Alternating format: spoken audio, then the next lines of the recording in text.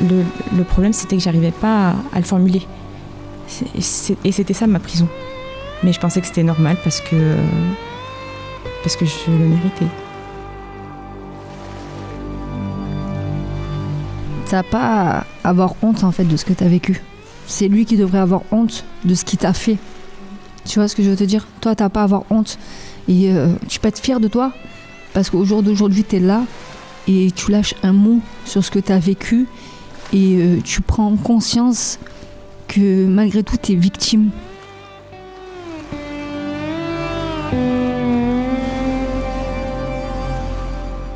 Ils sont graphistes, téléconseillers, vidéastes, développeurs web.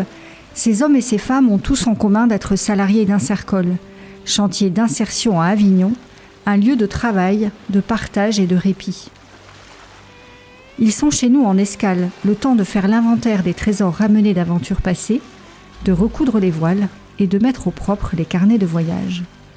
Une halte qui se veut douce, après la violence des tempêtes de pleine mer et l'incertitude des grandes traversées au sextant.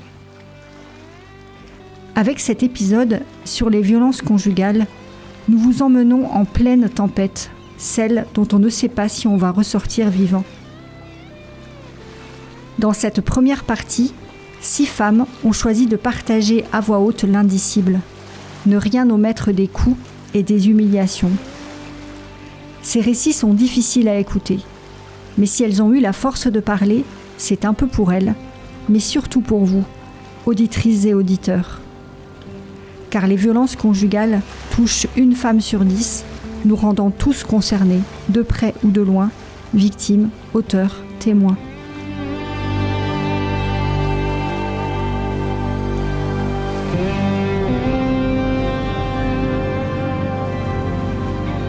Nous avons convié autour de la table Maëva Tonelli, psychologue à la harpe, pour nous aider à prendre de la hauteur, comprendre ce qui se joue et se rejoue dans ces situations. Nous voulions, pour cet enregistrement, un lieu beau, paisible et sécurisé. Voilà pourquoi nous avons choisi la Respélide à Avignon, un ancien couvent, occupé depuis plusieurs siècles par des femmes, et transformé aujourd'hui en tiers-lieu intergénérationnel, social, culturel et spirituel. Cet épisode comporte 2 volets. Nous nous retrouverons dans la partie 2 pour parler d'espoir et de retour à la vie. Si vous cherchez de l'aide, ne restez pas seul. Vous trouverez des ressources dans la partie 2 et des liens en description de l'épisode.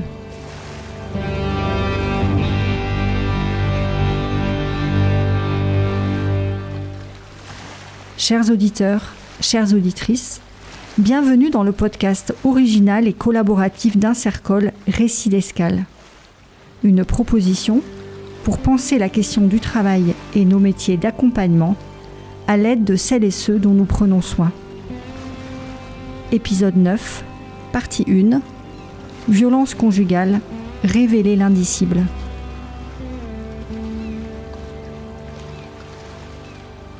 Bonjour, je m'appelle Anaïs, j'ai 56 ans et j'habite à la Respélide depuis 1 an et demi. La Respélide est un lieu magnifique en plein centre-ville d'Avignon, mais qui nous donne l'impression d'être en pleine campagne. C'est un ancien couvent des Sœurs Carmélites qui a été repris il y a 3 ans par une association qui s'appelle Oikos, car elle voulait garder le lieu comme ça, dans son jus, et surtout qu'il ne soit pas dénaturé par des promoteurs immobiliers. Mais c'est aussi un lieu qui a une vocation sociale, donc d'aide à des personnes, avec un développement pour une aile senior, tout ça. Et moi, j'ai été intégrée dans le cadre d'une aide spécifique, étant donné que j'étais dans une situation plus que critique après des années d'errance.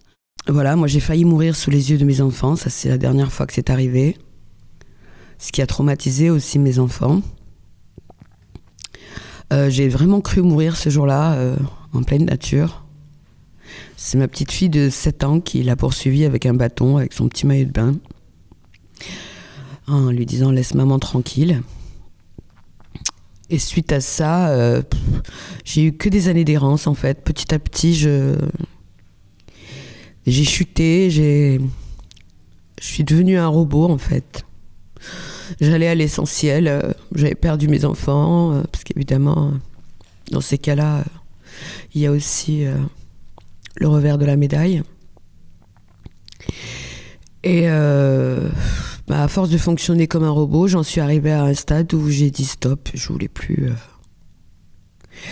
continuer et j'ai prié très fort et j'ai mis une annonce sur Facebook pour chercher, parce que je m'occupe de location saisonnière et je travaille chez les particuliers. Et j'avais mis une annonce sur Facebook pour compléter mon agenda. Il se trouve que c'est Anne-Claire, la directrice et porteuse de projet d'ici, qui a trouvé mon annonce. Donc moi je me suis dit, c'est une annonce comme les autres. Et puis quand je suis arrivée ici, j'ai vu le lieu.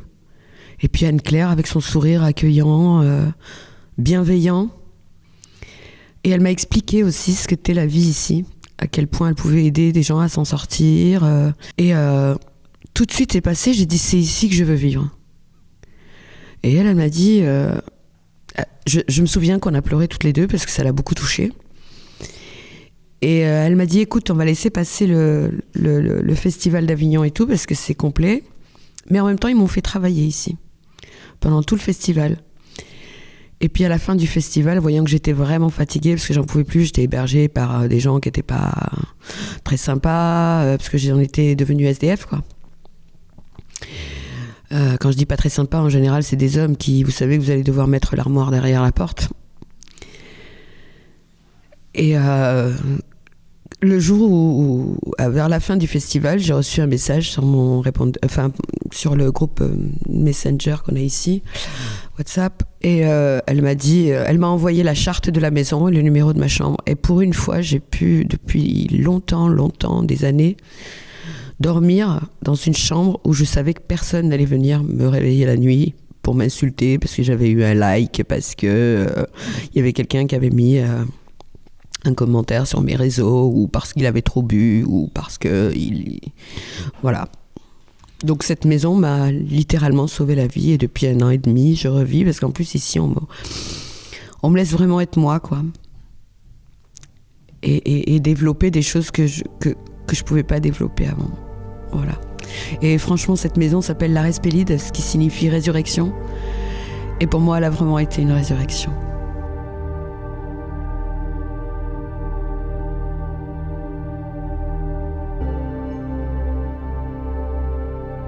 Alors bonjour, moi c'est Sam, 38 ans. Alors je comprends par où tu es passé. Je suis passée, moi, il y a quelques années en arrière. Je vivais dehors, parce que ma mère m'avait mis dehors. Et pour pouvoir m'échapper de ce que j'ai vécu, j'ai trouvé un échappatoire. Je me suis mis rapidement avec quelqu'un. Je suis tombée enceinte au bout de 3 mois. Je suis tombée enceinte rapidement.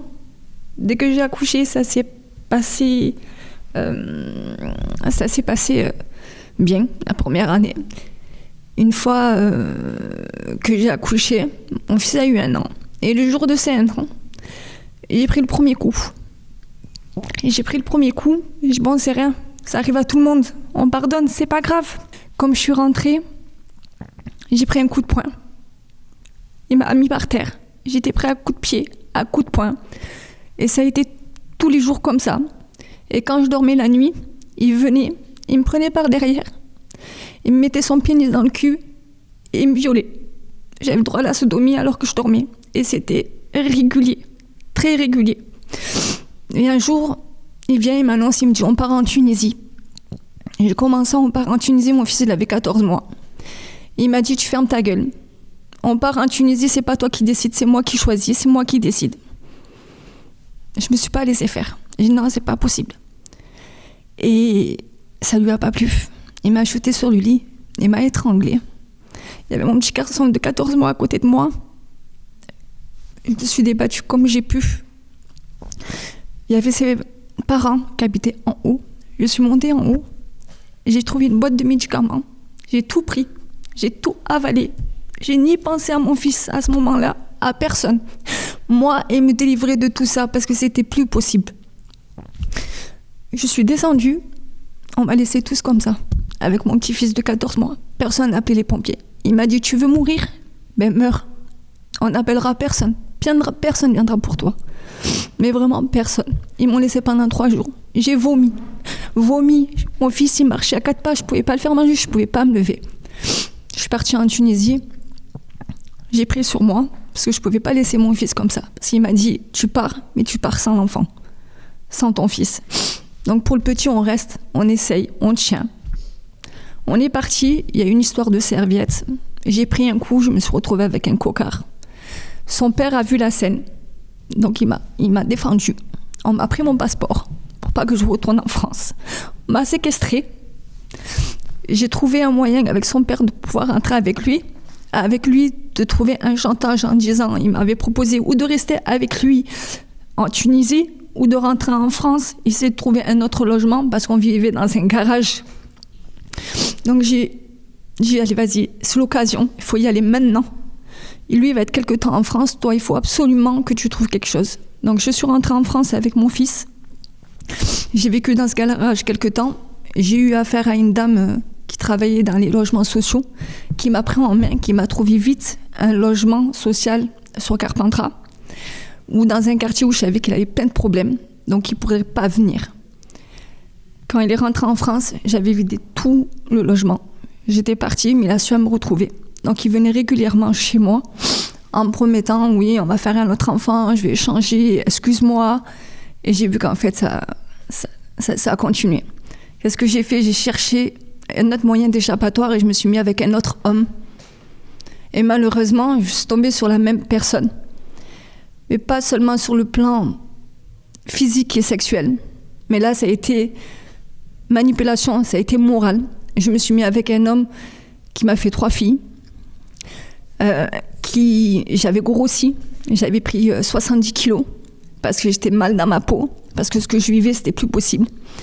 Cet homme-là m'a trompée avec des femmes de 17 ans, de 18 ans. Tu te fais manipuler comme ça, petit à petit. On te dit, s'il te plaît, on a un manque d'argent et tout, fais des reconnaissances prénatales, etc. Ça nous aidera, tu risques rien au niveau de la justice. Et tu le fais. Et un jour, j'accouche de ma 2e fille. Il va à la mairie, il va faire reconnaître. Et au lieu de se mettre lui en tant que père, il a mis quelqu'un d'autre contre de l'argent. Et toi, tu te retrouves avec un acte de naissance où c'est pas lui le père, c'est quelqu'un d'autre. Il y a eu tout ça, je me suis dit, allez, c'est bon, stop, on arrête, on part, on y va. Je suis partie sur Valréas et lui, je lui ai trouvé un logement au bord de la mer. Je me suis dit, on se sépare. Si la distance fait que ça s'arrange, ça s'arrange. Si ça s'arrange pas, c'est que ça s'arrange pas. Et un jour, on vient frapper à ma porte. Madame, vous savez pourquoi on est là? Oui, je pense savoir pourquoi on est là. Vous êtes mise en garde à vue. Appelez quelqu'un pour pouvoir récupérer vos enfants, sinon on va devoir appeler les services sociaux. Je vais en garde à vue et on me dit, votre mari, vous savez qu'il a mis notre femme enceinte? Comment ça? Il vit seul, il vit avec moi, je viens d'accoucher il y a 5 mois. Oui, votre mari a mis une femme enceinte. Par contre, vous savez que vous risquez gros dans tout ça. Vous serez jugé. Donc j'ai été jugée pour usage de faux, pour personne irrégulière en France, parce que il avait escroqué d'une 30aine de personnes qui étaient sans papier. Et c'est mon nom qui apparaissait partout. J'ai dû mettre en place pour mes enfants, parce que j'ai personne qui a voulu prendre mes enfants. J'avais pas de famille, j'ai personne. C'était tous un enfant. Et il y avait un enfant au milieu, c'était pas possible. Ils le voulaient pas. Donc j'avais prévu de prendre, vous savez, les services accueil au foyer par prestation qu'on choisit nous, le temps qu'on soit incarcéré. C'était moi qui devais choisir. Donc j'avais mis ça en place pour mes enfants. Et le jour du jugement, j'ai dit au revoir à mes enfants devant l'école avec la nounou, sans savoir si on allait revenir ou pas. Donc, on est allé, j'ai été jugée. J'ai pris 2 ans ferme, aménageable. Il fallait attendre avec le juge, voir comment il voulait faire. C'était aménageable, s'il souhaitait que ça soit aménagé ou pas. Lui, il a pris 4 ans et demi. La personne qui a été jugée avec nous a tout remis sur moi, en disant que c'est moi qui l'avais trompée, que ma fille, c'était sa fille. Donc ça allait très loin. Il y a eu des tests ADN, il y a eu tout un truc. J'ai vu le juge des peines. Il a eu tellement de pitié de moi. Il a eu tellement de la peine pour mes enfants. Il m'a dit, vous n'avez pas de famille. Et je ne peux pas laisser 4 enfants seuls. Comme ça, sans leur mère et séparés. Donc il a dit, vous rentrez, vous embrassez fort vos enfants et vous pouvez leur dire merci. Je suis rentrée, j'ai récupéré mes enfants et je leur ai dit merci. Cet homme, il est rentré en prison. Et il parlait avec mes enfants. Mais toujours dans le truc, je leur ai acheté un truc, tu leur montres. Jusqu'au jour où il voit ma fille. Et il lui montre un savon de cheats alors qu'il est en prison. Il lui montre des liasses de billets en lui disant, tiens, regarde, ta mère, c'est rien, c'est de la merde. Moi, j'ai tout, je peux tout t'apporter. Même de loin, je peux tout t'apporter. Et là, j'ai dit, c'est plus possible. J'ai pris, j'ai raccroché. J'ai déménagé, j'ai changé d'adresse, changé de numéro. Lui, il a fait sa peine. Il a essayé de me retrouver il y a quelques temps encore en arrière parce qu'il veut prendre ma fille. Il veut me la prendre et il veut me l'envoyer à l'étranger. Donc, il a essayé de contacter des personnes. Mais jusqu'à présent, on s'est couvert. Mais au loin, ces personnes-là, vraiment, ça a été dur, ça a été très difficile. Au jour d'aujourd'hui, je pense que j'ai réussi à faire un grand pas. Il y a beaucoup à faire. Mais il y a tellement de signes avant-coureurs. Et franchement, ce serait top que les femmes, ou même les hommes, pour certains hommes, le sachent. Parce que c'est vraiment important. Moi, je n'ai pas eu de soutien. J'aurais aimé avoir du soutien. J'en ai vraiment pas eu. J'ai dû me sortir là de moi-même seule. Vraiment.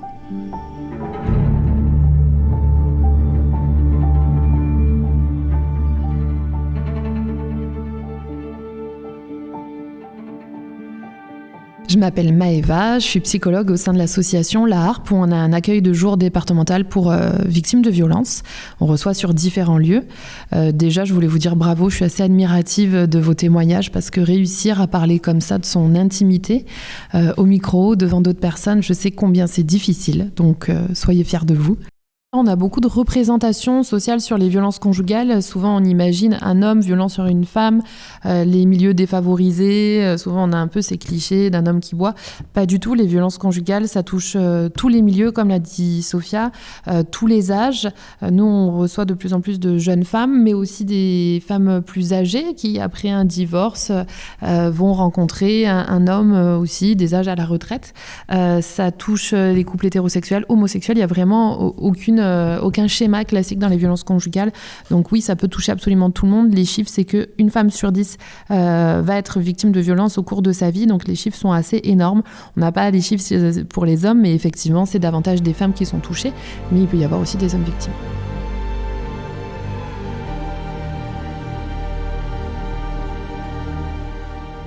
Je m'appelle Magali. Et ce que j'ai pu entendre, d'après ce que j'ai pu entendre, mon témoignage sera moindre par rapport à ce que j'ai pu vivre en tant que violence conjugale. Donc les violences que j'ai pu subir sont essentiellement administratives, financières, et également donc en termes de numérique, puisqu'à savoir que monsieur étant très volage, il voulait toujours savoir où je me trouvais pour pouvoir lui-même aller faire ce qu'il souhaitait ailleurs. Je voudrais parler des signes avant-coureurs, car ils sont présents et à un moment donné, ils s'amoncellent, tels que ça peut être l'isolement, le fait de suivre donc que votre conjoint vous suive donc sur tout ce que vous faites en termes de numérique. Moi, j'avais donc un dispositif, je m'en étais rendu compte bien après, donc sur mon véhicule, sur mon téléphone, sur la box, donc tout ce qui pouvait être numérique, ordinateur, également sur le téléphone de ma fille, sur sa tablette. Donc j'invite vraiment les femmes ou les hommes qui subissent cela à faire confiance à leur conjoint, mais malgré tout à veiller à cela, car cela peut devenir vraiment un enfermement et dont il est difficile vraiment de sortir. Le cheminement ensuite pour se reconstruire peut être très long, ce qui a été mon cas. Et par la suite, donc, avant que je ne dépose ma requête, donc en divorce, monsieur donc est parti de la maison, puisque je lui avais demandé de partir, même s'il a mis un certain temps, plusieurs mois à le faire. Mais lorsqu'il est parti, donc la maison que nous habitions était mon bien propre. Nous étions mariés sous le régime de la séparation de biens, mais du fait qu'il s'agissait du domicile conjugal, je n'ai pas pu changer les clés tout de suite. C'est-à-dire que nous avons dû passer devant le juge, donc imaginez, cela a pris un certain temps avant que je ne puisse changer les clés, donc ce qui a créé quand même une certaine insécurité vis-à-vis de cela. Alors, je suis Charlotte, j'ai 29 ans, et pour ma part, ça a commencé très jeune, les violences. Déjà, il y a eu mon père qui, quand je lui disais que j'étais pas d'accord avec lui, il me mettait un coup de poing dans le visage. Et ensuite, j'ai rencontré assez jeune, à l'âge de 14 ans, après un très grave accident de voiture, une personne qui était plus âgée que moi. Et cette personne-là, juste après mon accident, dès que je me sentais un peu faible, me disait que j'avais mérité mon accident de voiture, prenait mes béquilles et me tabassait avec. Mon téléphone aussi, à ce moment-là, mon téléphone ça a été un sujet dans mes relations qui a fini souvent à voler à l'autre bout et je ne pouvais plus communiquer. Et je me suis retrouvée donc à lui trouver un logement parce qu'il était à chaque fois je me suis mise dans un rôle de sauveuse alors qu'en plus je suis juste une minote, moi je suis rien à ce moment-là. Et je lui ai trouvé une caravane, un endroit avec des contacts autour de moi qui ont pu l'héberger, un véhicule aussi. Et en fait, il était dans le trafic de drogue et à un moment donné, je suis passée au mauvais moment et il m'a juste mis un flingue sous la tempe et il m'a dit à ce moment-là, dégage quoi. Qu'est-ce que tu fais là ? Donc moi, juste mes parents à ce moment-là, ils ont su tout ça aussi après et mon père m'a juste, on m'a tiré jusqu'au palais de justice d'Avignon en me disant que j'étais folle. Donc après ça, ça a été compliqué. J'ai retenté l'expérience avec une autre personne en me disant que je pourrais la sauver. Elle avait des problèmes avec les drogues dures. Et à ce moment-là, moi, des fois, j'en prenais aussi de temps en temps, mais c'était pas non plus tout le temps. Et à ce moment-là, j'ai dit non, je ne veux pas ça chez moi. Et ça a continué où monsieur était en sevrage. Et en même temps, je l'hébergeais chez moi parce qu'il n'avait plus de logement. Il était en train de finir son bail. Et du coup, avec un chien en plus. Et à ce moment-là, s'en est suivi les mêmes choses que ma première relation. Tu as mérité, tu es bête, te maquille pas comme ça, parle pas assis, prendre mon téléphone quand c'était des amis qui décrochaient.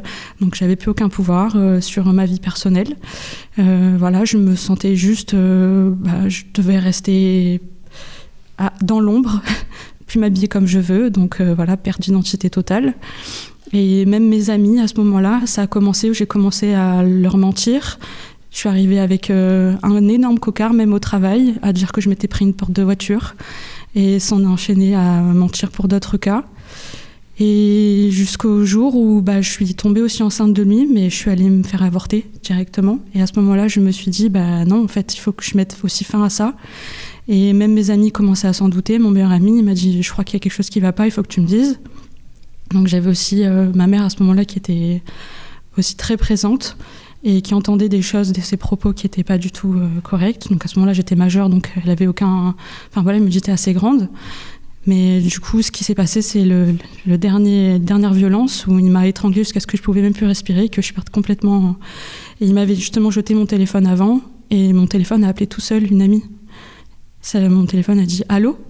Et à ce moment-là, lui, il a décroché et c'était une personne qui travaillait avec les enfants en psychiatrie. Donc, et à ce moment-là, elle a pu lui dire arrête ce que tu es en train de faire. Et il avait séquestré mes clés de voiture, je pouvais même plus me déplacer. Il n'y avait pas mon voisin aussi à gauche.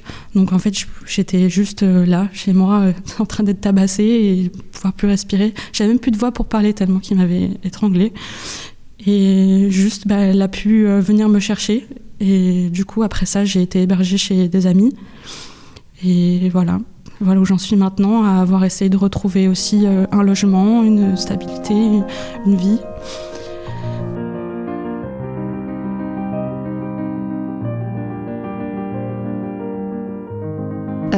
Vous avez décrit énormément de choses dans les mécanismes des violences.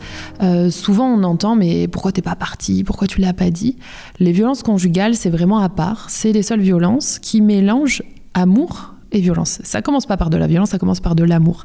Et partir quand on a des sentiments, quand on a des émotions, quand on a des enfants, quand on a une maison, c'est très difficile, ça prend du temps. Dans les violences, vous avez parlé d'engrenage, d'escalade, c'est vraiment cyclique. La violence, c'est tout va bien, et puis il y a un état de tension qui monte chez l'auteur des violences, qui va éclater, la violence éclate, et puis il va trouver des justifications à sa violence. Mais c'est à cause de toi, tu m'as poussé à bout, j'ai passé une mauvaise journée, je fais l'apéro avec les copains. Puis du coup, on va peut-être y croire, on va se dire oui c'est vrai, d'habitude il n'est pas comme ça. Puis ensuite ça va être plus calme. Mais le problème, c'est que ça va revenir, ce cycle, ça va revenir de plus en plus souvent et la violence, elle sera de plus en plus forte. Vous avez décrit plein de types de violences. Les violences psychologiques, pour moi, il n'y a pas de violence conjugale sans violence psychologique, verbale, morale. On peut y mettre différents noms, différentes illustrations. Mais ça commence toujours comme ça. Vous avez parlé du rabaissement. C'est vraiment quelque chose de clé dans les violences. T'es nul, tu sers à rien, tu sais pas faire ça. Heureusement que je suis là pour t'aider. Personne d'autre que moi peut t'aimer, serait capable de t'aimer. Ça, c'est des choses qu'on entend et petit à petit, on y croit. Il y a les violences physiques, mais toutes les victimes ne subissent pas des violences physiques. Effectivement, 60% des victimes que je vois subissent, entre gros guillemets, que des violences psychologiques. Et vous l'avez dit, c'est plus destructeur que des violences physiques. Il y a aussi les violences sexuelles, les violences économiques ou financières, vous en avez parlé, les violences administratives. Garder les papiers d'une personne, c'est aussi rendre le départ plus difficile. Si on n'a pas accès au livret de famille, aux papiers des enfants, ça rajoute des difficultés au départ. Et il y a aussi les cyberviolences. Aujourd'hui, c'est reconnu par la loi et c'est très important parce qu'avec nos smartphones, ça rend beaucoup de difficultés d'être géolocalisé. Le téléphone qui est fouillé, c'est très compliqué de pouvoir préparer un départ quand tout est autant visible pour l'autre. Donc ça prend vraiment plein de formes différentes qui peuvent évoluer avec le temps. Il y a ces signes avant-coureurs qui sont très importants à voir. Donc le rabaissement qui se met en place petit à petit. L'isolement, vous en avez parlé, c'est quelque chose d'assez clé dans les violences. Comment petit à petit, la victime, elle se retrouve isolée de ses amis et de sa famille. Et ce qui est assez particulier dans les violences conjugales, c'est que c'est souvent elle qui petit à petit va s'isoler pour éviter les problèmes. Mais t'as encore invité cette copine, mais tu sais que je peux pas la voir, tes copines divorcées, elles vont te monter la tête. Et donc petit à petit, c'est la victime elle-même qui va trouver des excuses. Je peux pas venir, je peux pas vous retrouver. Et du coup, l'entourage ne voit pas forcément ce qui se passe et comprend pas nécessairement l'enjeu qu'il y a derrière. Il y a ce qu'on appelle aujourd'hui en anglais le love bombing. Moi, j'appelle ça l'effet prince charmant. Quand au début d'une relation, c'est trop beau. J'ai jamais vécu ça avec quelqu'un, avec lui, c'est différent. Il m'a emmené là, il m'a fait ça comme cadeau. Bon, quand c'est trop beau, c'est que ça cache quelque chose. Donc vraiment prendre le temps dans une relation, pour moi, c'est vraiment quelque chose de clé. C'est en prenant le temps qu'on découvre si les qualités, elles tiennent sur le long terme. Alors on a tous des défauts, mais il y a des défauts acceptables et il y a des défauts qui sont des délits. La jalousie. Alors tous les auteurs de violence ne sont pas jaloux, mais la jalousie qui est pathologique ou vraiment qui prend trop de place, il va inventer des relations, tu vas au travail parce qu'avec un de tes collègues il se passe ci, ça c'est des choses qu'on entend souvent aussi. Donc voilà pour un peu vraiment les signes avant-coureurs qu'on retrouve, mais après dans une relation ou une autre, ils peuvent être différents. Prendre conscience de ces signes, c'est pas pour se culpabiliser, c'est pour se dire c'est comme ça que ça a commencé et dans une prochaine relation, je dois me rappeler de ces signes. Moi je m'appelle Myriam, j'ai 37 ans et justement ça n'a rien à voir avec tout ce que vous avez dit. J'ai un peu honte moi aussi de raconter parce que ça n'a rien à voir avec vous. Moi, je ne savais pas que je vivais des violences. Je l'ai su après. Parce que ça ne se voyait pas, parce que personne ne le voyait, parce qu'il était gentil avec tout le monde, il était respectueux. Je cherchais une phrase parce que c'est une phrase dans ce livre, la première fois que je l'ai acheté, qui m'a fait comprendre qu'il y avait des mots derrière ce que je vivais. Parce que c'était... Le problème, c'était que j'arrivais pas à le formuler. Et c'était ça ma prison. Il y avait des coups aussi, mais c'était, on va dire, je pensais que c'était normal, alors que j'ai jamais vécu de violence quand j'étais petite. Mais je pensais que c'était normal parce que je le méritais.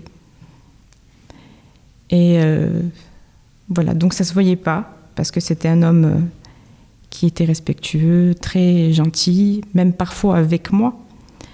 Et dans sa façon de parler, il pouvait me détruire avec une voix mielleuse. Parce qu'il prenait soi-disant soin de moi, il faisait... voilà, tout ce qu'il me disait, c'était pour mon bien. Et je m'éteignais à petit feu, et je ne me suis pas vue m'éteindre. Mais j'avais des symptômes, en fait. J'étais très mal dans ma peau, je dormais pas la nuit, j'en étais malade, j'ai perdu du poids. Et voilà. Après, bon, il y a des choses qui se sont passées qui étaient horribles, mais je pourrais pas le raconter, j'aurais pas cette force-là que vous avez eue, parce que c'était humiliant pour moi. Et j'en ai encore honte. Parce qu'après, j'ai été voir une association qui s'appelle le CIDFF, qui m'a beaucoup aidée. Mais au début, je me sentais pas bien là-bas parce que justement, comme je vous ai dit, cette étiquette de femme victime de violence, je l'aimais pas. Myriam a évoqué un livre, il s'agit de Femmes sous emprise de Marie-France Irigoyen, qu'effectivement je conseille souvent, donc n'hésitez pas à le lire, il met du sens sur plein d'éléments que vous pouvez vivre. Si je peux dire quelque chose, t'as pas à avoir honte en fait de ce que t'as vécu. C'est lui qui devrait avoir honte de ce qu'il t'a fait. Tu vois ce que je veux te dire ? Toi, t'as pas à avoir honte. Et tu peux être fier de toi, parce qu'au jour d'aujourd'hui, t'es là, et tu lâches un mot sur ce que t'as vécu, et tu prends conscience que malgré tout, tu es victime. Tu vois ce que je veux dire ? Que tu es victime et que tu essaies de te reconstruire. Et le fait d'avoir compris que tu es victime et que ce livre t'a aidé, c'est déjà le début de ta construction. Tu as vachement avancé. Donc tu n'as pas à avoir honte de toi. Si quelqu'un doit avoir honte, c'est la personne qui t'a fait du mal. Mais en aucun cas, c'est toi. Je comprends que cette étiquette, on n'a pas envie qu'elle nous colle à la peau. C'est pour ça qu'après, on fonctionne un peu comme des robots pour essayer de se retrouver un semblant de vie, de dignité, de se dire mais non, mais je suis une femme forte en réalité. Et puis on avance. Mais en lisant ces bouquins, en épuisant de la force, maintenant, tu peux trouver des gens comme des femmes comme ici, tu vois, qui ont vécu la même chose que toi et qui à aucun moment vont te dire c'est toi la coupable.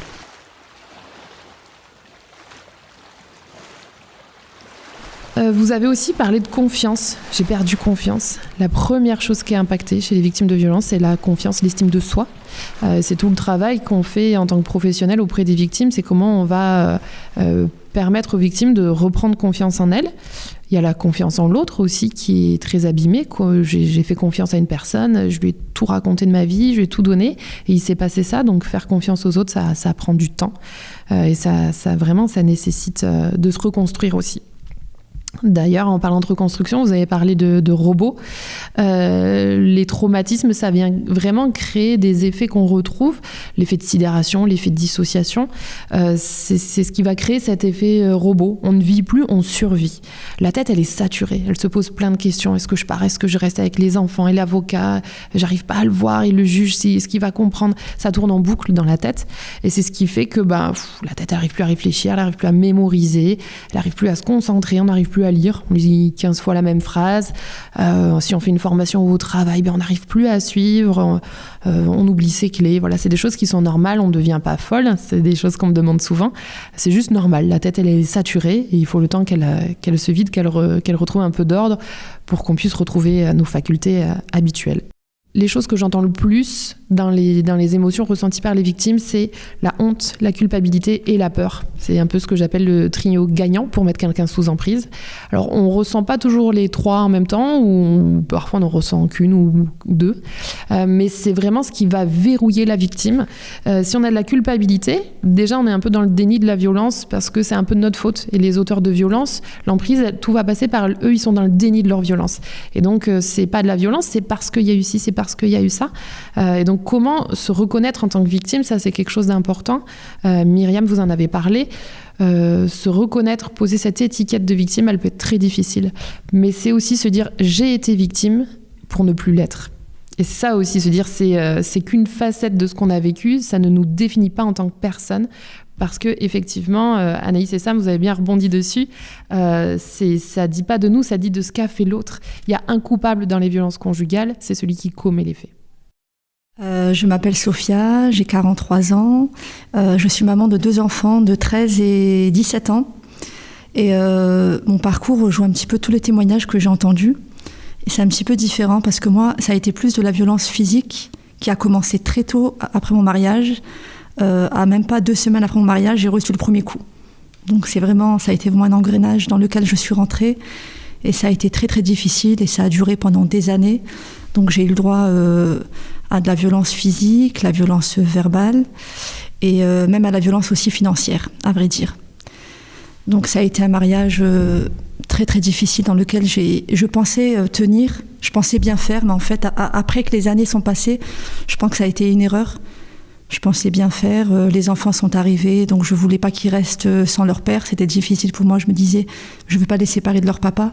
Et je suis rentrée dans un engrenage pendant plus de 15 ans, à vivre dans une situation où je me retrouvais tout le temps avec de la violence physique, des insultes, un rabaissement, je vaux rien, je sais rien faire, je suis pas une bonne maman, je fais rien de mes journées, tout ce qui va avec.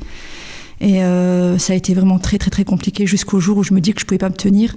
Ça a été une relation qui m'a vraiment détruite à petit feu jusqu'au jour où je me suis sentie en fait plus moi-même et je me suis dit il faut vraiment que je m'en sorte parce que je rentrais dans une dépression qui faisait en sorte que je voulais plus sortir de chez moi, que je voulais rester dans le noir et ça m'a coupé aussi de ma vie sociale, de ma famille et je pouvais plus continuer comme ça. Alors Anaïs, je reviens sur ce que tu as dit sur le fait que ceux qui sont le plus blessés, c'est les enfants. Je le comprends totalement. Parce que la violence, je l'ai suivie avec 1, avec 2, avec 3, avec 4, avec 5, malheureusement. Et le dernier, il s'en est pris à mes enfants. Il s'en prenait à moi. Jusqu'au jour où il s'en est pris à une de mes filles. Il a voulu... parce qu'elles n'avaient pas rangé leur chambre et je l'avais dit de ranger leur chambre. Il lui a mis un coup dans le thorax. Mais dans le thorax, elle a hurlé. Il lui a dit non, c'est pas vrai, j'ai rien fait. Comment ça, c'est pas vrai, t'as rien fait? Et elle pleurait. Et on s'est retrouvés au milieu du salon. Il m'a pris la tête, il m'a écrasé contre le miroir, mais devant mes 4 enfants. Mes filles hurlaient. Il n'y a aucun voisin qui s'est levé, qui est venu. J'ai dit à mon fils, cours chercher un voisin, cours chercher quelqu'un. Mes filles avaient peur. Donc franchement, oui, je comprends totalement ton ressenti. La souffrance qu'ils ont. Ils sont petits, ils ont vécu ça alors qu'ils n'auraient pas dû le vivre. Et du fait que nous, nous on est blessés, mais on est encore plus blessés parce que eux, ils le sont. On se dit que c'est de notre faute parce qu'on a fait rentrer cette personne-là et c'est à cause de nous qu'ils en subissent les conséquences, alors qu'en vrai, on n'a même pas à se dire que c'est de notre faute parce que c'est totalement sa faute à lui. Et on ne fait plus confiance. Si nous, on n'endort pas, eux, c'est encore pire.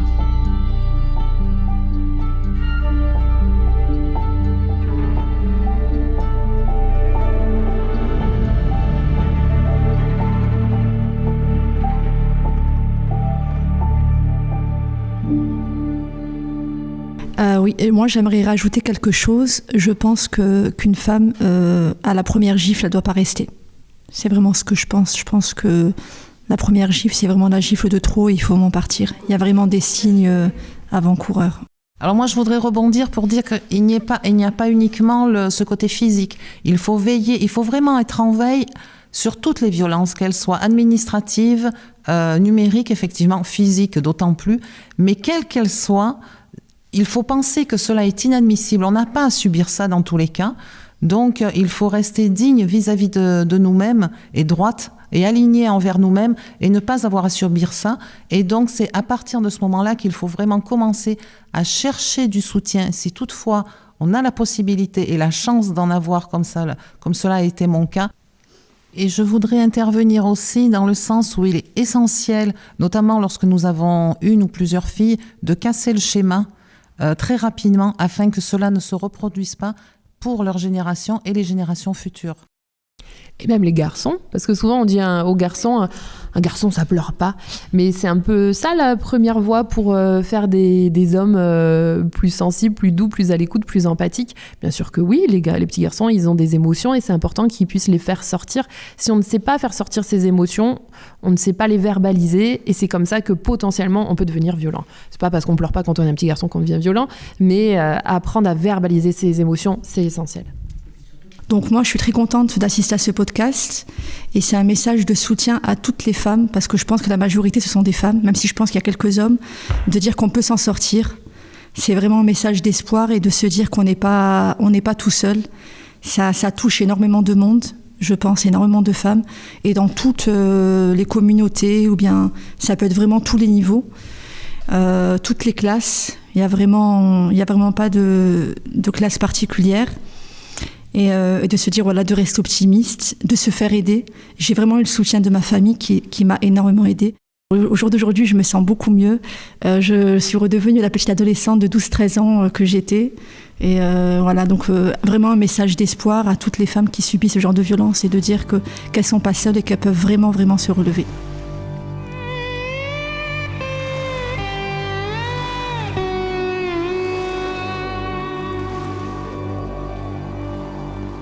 C'était Récits d'Escale, le podcast collaboratif d'Insercol. Merci à Magali, Anaïs, Charlotte, Sophia, Sam et Myriam qui ont eu l'immense courage de nous partager leur vécu. Parler leur a coûté, leur témoignage a du prix.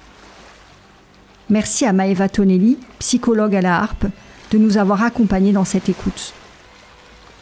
Nous vous encourageons à partager largement cet épisode, car nous sommes convaincus qu'il peut participer à des prises de conscience, voire changer des situations. Si vous cherchez de l'aide, ne restez pas seul. Vous trouverez des ressources en description de l'épisode.